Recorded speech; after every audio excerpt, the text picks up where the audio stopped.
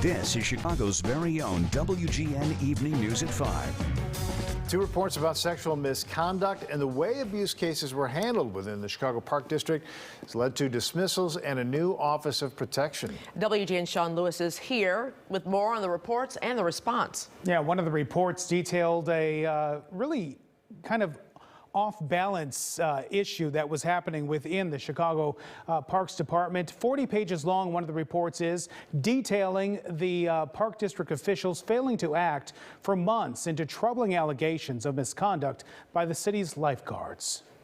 The report detailing a culture of abuse, humiliation, and harassment within the aquatics department at the Chicago Park District. Allegations dating back in some cases 5 years.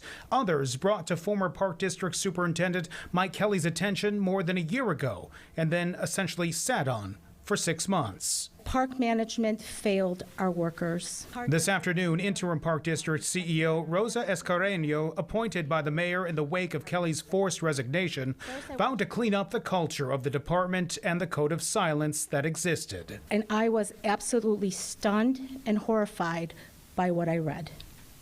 My heart aches for the brave young women who reported these horrible, pervasive acts of misconduct, and they were met with silence and inaction. The Inspector General's report says underage victims were given alcohol by other lifeguards at after-hours parties. In some cases, sexual assaults occurred. In others, attempts were made. In all cases, the victims reported being harassed by other co-workers after the incidents and claims of retaliation by supervisors and other co-workers.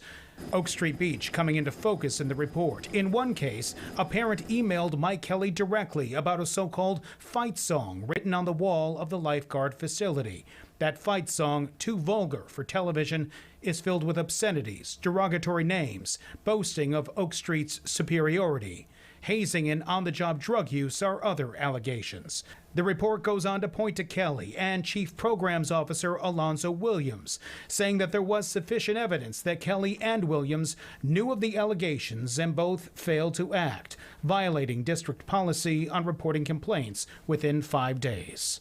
I don't think any commissioner or anybody that has ever sat in this seat or on the board had any idea of what really was going on here. The Park District Board's president saying the culture will change. We owe both a sincere apology and a debt of gratitude to the brave young women who came forward to share painful stories of humiliation and abuse at the hands of colleagues and supervisors as lifeguards in the Chicago Park District. The Inspector General's office recommended termination for 4 of those employees accused. While Kelly's resignation happened more than 3 weeks ago, it wasn't until this afternoon that the interim CEO confirmed that Alonzo Williams is no longer with the Parks District, though as of this afternoon, he was still listed on their website under that particular section of the Park District's employment. It's been a major scandal there at the Park District. Sean Lewis, thanks so much.